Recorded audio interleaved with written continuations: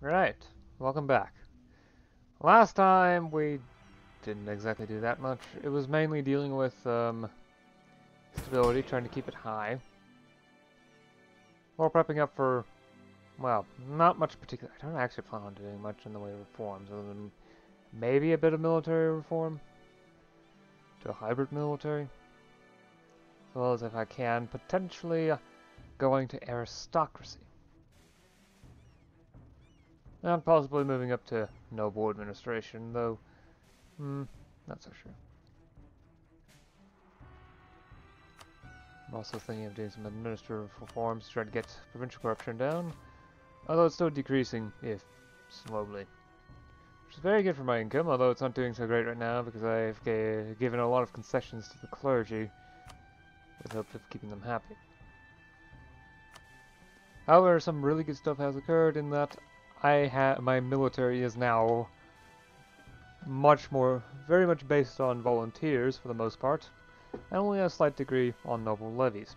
This is compared to the previous case, well, about 80% volunteers, 20% noble levies. Previously, before I've unlocked the volunteer system, it was about 1/3 state levy, and the rest noble levies, so way more efficient with collecting manpower. In fact, I might end up reducing the amount of manpower taxation, so I don't really need a large army at the time. But, well... Really, the biggest issue is... Well, combat width is not high enough to fully support, however, I don't feel like splitting it up into two armies. That would make it less effective, so I would have to invest into artillery, but for right now, artillery isn't that effective. It's gonna take about 55 years? No, not 55. 45 years. Yeah, 45 years for artillery to really start to shine. That's when that +2 fire comes in. And that way it will well outstrip the fire of the infantry.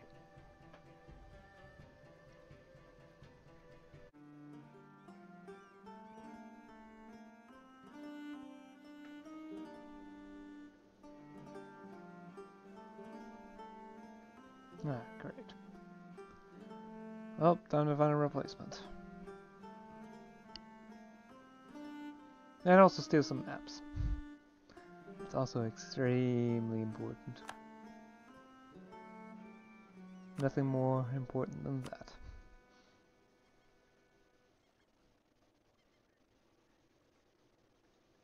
They're all bureaucratic faction. That's great. That's actually great. Military engineer model.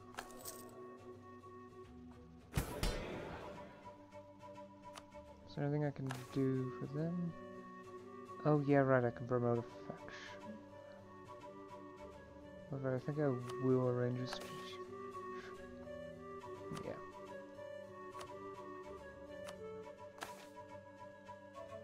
I'm not gonna promote the faction, I'm not gonna do anything else in particular. Because I want to promote the bureaucratic faction in order to pass a few reforms.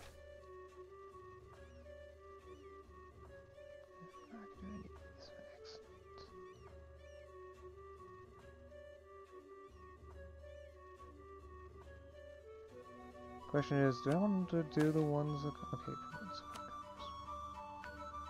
well, unlike previously where it was highly dependent on the nobility for my manpower, this is no longer the case. So it's not that bad if I pick something that dramatically reduces the loyalty of specific estates. Although I'm going to avoid this one. This one is just way too expensive for it to... Honestly, subpar effects. Most of them aren't good. I can't actually see everything. Okay, there, that's better. Some oddities with Alt-Tab. Right, so what exactly do I want? Not literacy tests. Important for me is to... I want to reduce provincial and state corruption. On the other hand, I also want to make sure that autonomy goes down. Stability is also useful, and in order to keep unrest down, it would be really nice to have more welfare. Yearly state reach gain and reduced administration costs would honestly be surprisingly helpful on a lot of things.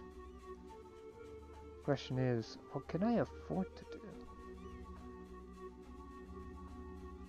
I think bureaucratic hierarchies might be best. It has the same. It has slightly better effects than standardized exams. At least relative change. Cost fewer points. It doesn't actually cost loyalty, just relations. And although I do lose the stability, I am pretty okay when it comes to stability. Yeah, I'm pretty close to. Oh, that's just from that. Right. That's yeah. It tracks all changes, so that includes the +5 from. Yeah. Okay. Official wages is not notable enough to. Well, it's not significant enough compared to other things. It's more important to reduce the gain right now, or at least it's more effective at doing so. So, okay. Now, if I believe, no. Okay, I still have the grain dole active.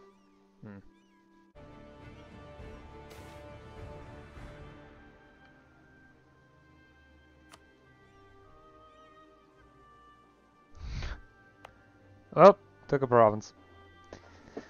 Yay!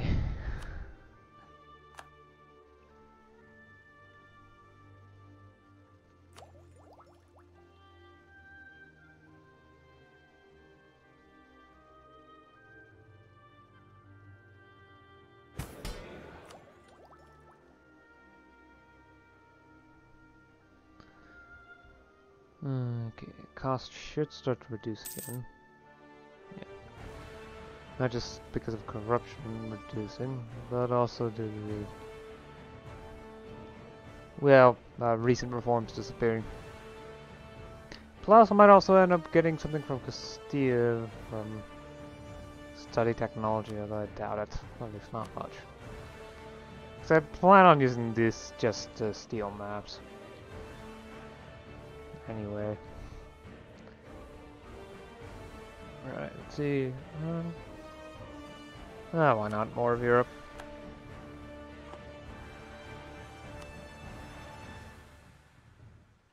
Yeah, France definitely seems to be centralizing.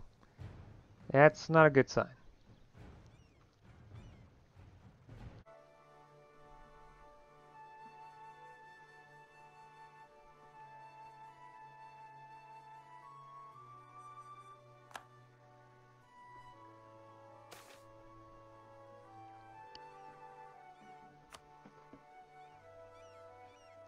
Income should start increasing.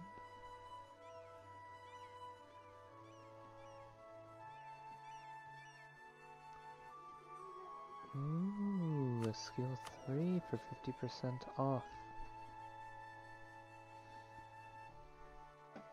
No, it costs us 5 prestige, and exchanging to that. I already have a trader of the merchant faction, and really that changes the fact that this one is going to be of the northwestern religion.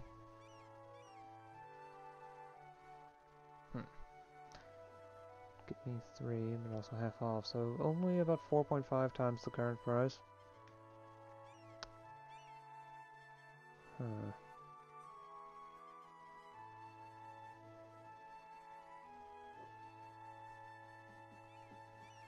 Alright, let's do that. I could definitely use more points, always. More so than money right now. That will cost stability though, hopefully not too much. Probably should restart the grain dole, there we go. Oh, and it's 1620. Aha! Right. Yep, the reform power cost modifiers are over, so I could theoretically do reforms, though I don't think I'm actually going to do anything major. Not right now, anyway. Instead, I want to grab a bunch of military ideas. Can I afford an admin idea? I think so. So long as it doesn't cost more than 300 points, which it does not. It only costs 250. Okay. I think I can actually grab all the mill ideas. 285. Okay, yes. Right. Let me... Okay, now let's grab tech. I don't really care that much. Okay, so this will give me a corruption bonus. State corruption bonus. Right, just... the volley fire musketeers? Flying batteries. Right, okay, so let's actually read through everything. This might take a bit. Stewards of currency. It may be time to abandon our old relationship with money. Though disbasement makes for tempting short-term gains, the benefits of reliable money, and a government people will trust with it, are too good to pass up. Yearly inflation reduction plus 0.03. Quality provisions. An army marches on a lot of things, but decent food and arms can substitute for a lot of them. Morale recovery plus 4%. Comprehensive training. The soldiers must be drilled in every aspect of warfare. Must be capable of fulfilling any duty when asked them. Siege ability plus 5%. Actually, I probably should have this thing. Specialized officers. Not all officers are created equal. Some roles require greater than normal technical understanding, but a firm grasp of specific tactical quirks. Artillery combat ability plus 10%, and as a finisher bonus, cavalry combat ability plus 5%. Petition of Right. Unlocks an idea group. Shock cavalry, combat width plus 2, maneuver value plus 15%, cavalry shock plus 0.2, enables volley fire musketeers and flying batteries. The Quadrant. Naval force limit plus 5%, max colonial range plus 50, trade range plus 100. I'll figure out what to do with this slot. I have currently 3 admin idea groups that are all finished. No, 3 admin idea groups, 2 of which are finished, 1 of which is halfway done. 3 diplomatic idea groups, all of which are finished, and 2 military idea groups, all of which are finished. So it would make sense either to do a military or a diplomatic idea group. The problem is, I don't know what these do.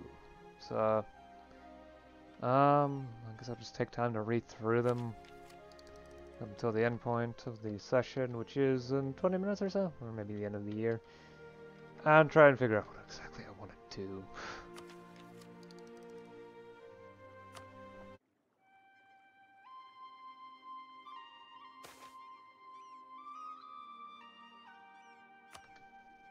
Right, okay, that should be good for now. Let's stop here. Ferrandina. Certainly getting larger in their provinces of the... Okay, maybe it's just the fact that Osage is such a huge province. Why is this so big? Isn't this part of Louisiana? Missouri, that's the name of the state. I'm not sure. Okay, this is the bronze top. Okay, maybe Arkansas. I think this is actually the southern border of Louisiana. Why is this province so huge, though? This thing is far larger than even any of my own provinces. Well, outside of possibly California, but even then, the largest provinces here are mainly just stretched out coastline and anything. Oh, and this one. Okay, this one is understandably a bit huge, but I don't think there's much going on here. It's probably going to be eventually something going on here, right? Oh well. Yeah, there's a lot of possibilities. I've decided not to go with the admin ideas. I'm still not sure. I'm entirely certain I want to go diplomatic or military. I've got Diplo points, for sure. But I need more military ideas. And I'm not sure whether to go professional army, which was something I was specifically focusing on. Naval ideas, because, yeah, the best thing keeping me safe from the Europeans is a strong navy, right? No, not necessarily. And as well as that, there's also leadership ideas, or logistic ideas as runner-up for runner-ups, because leaderships are usually pretty good.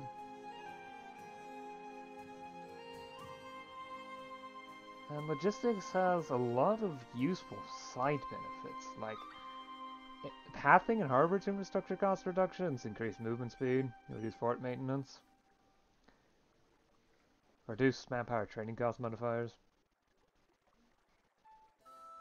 stuff like that.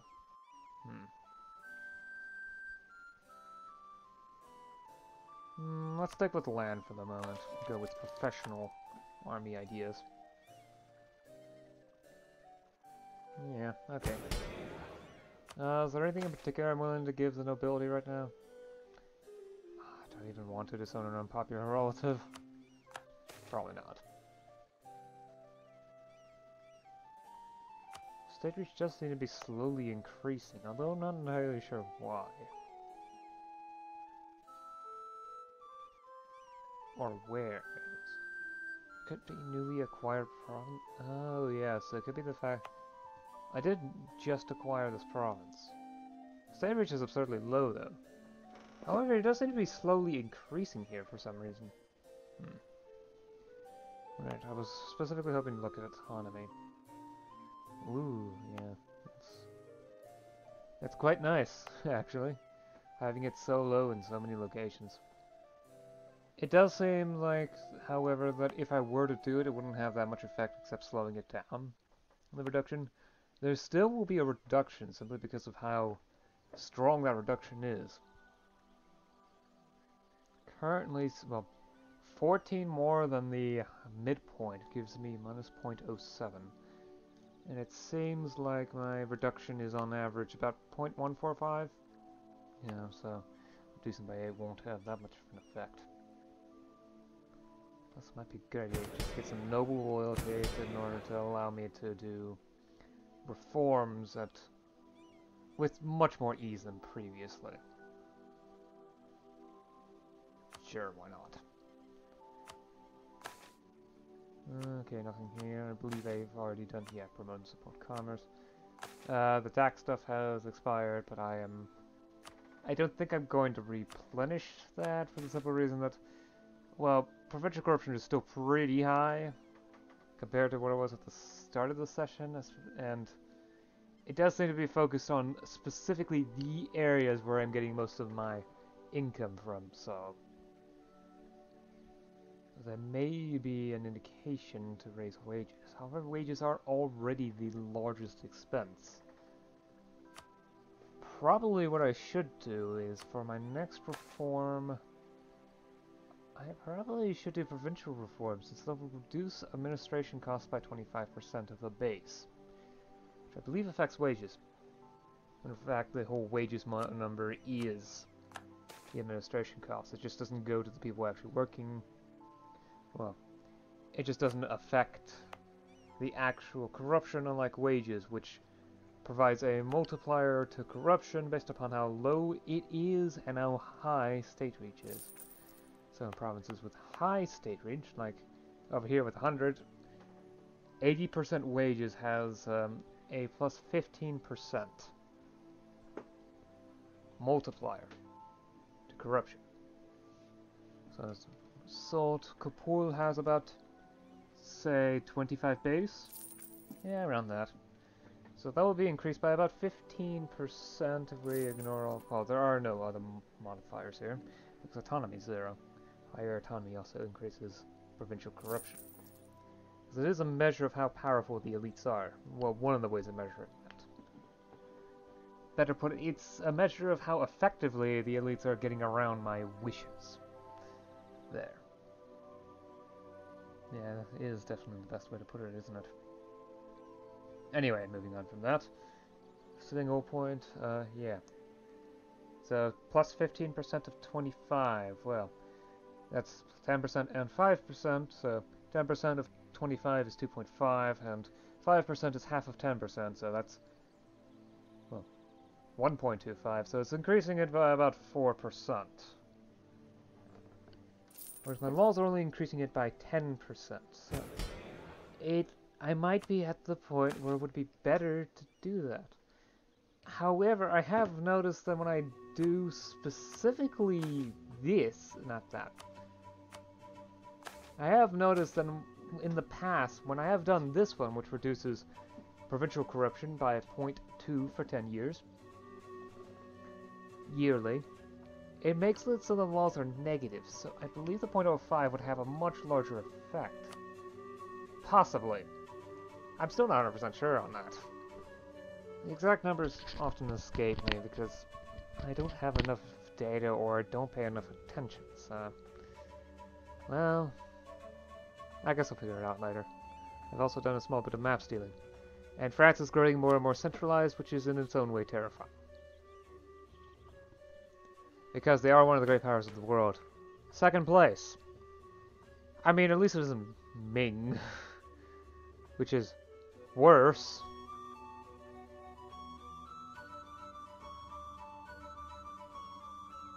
Somehow. Yeah. It's an absurd amount of economy. I'm in 6th, and Lithuania is apparently still independent. Wow, okay. Anyway, yeah. I've flattered on for long enough. By far. So, yeah.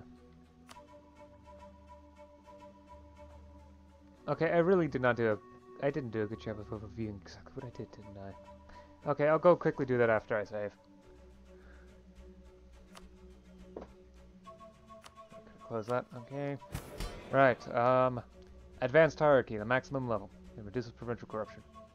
That's the reform I did. I also grabbed one in every tech. Grab the next economic idea to produce... Well, to increase for inflation reduction, which isn't actually that helpful for me. It was mainly to reduce the cost of admin tech, and I'm probably going to try to finish the idea group soonish. Because global trade is eventually going to appear, and almost certainly, and academia will appear. In fact, I'm getting pretty close to the point where I have tech level 36, or well, when it arrives. That is going to happen in 30 years from now. 1650. Of course, by that point, well, it doesn't really matter. I'm not going to grab another admin, well, I won't, that's the time where I grab another idea group. I'd rather get all this done first in order to minimize costs of tech. Plus the slight effect on yearly corruption. State corruption reduces the resting point by 0.2. So not much of an effect. Oh, and I also finished quality ideas. Grab these last 3, I believe, in order to reduce the tech cost. I'm probably going to be able to grab a few more ideas, especially since I'm no longer affected by recent reforms, and I don't plan on doing reforms at least for a little while. I would prefer noble power go down to the point where I can go up a bit, although that's going to cost a lot of noble loyalty. And I'll probably wait until 1630, specifically to minimize the chances of that plus 5% intersecting with a time where I take tech. Okay, that I've already saved. Alright, I'll see you again next time. Until then, bye.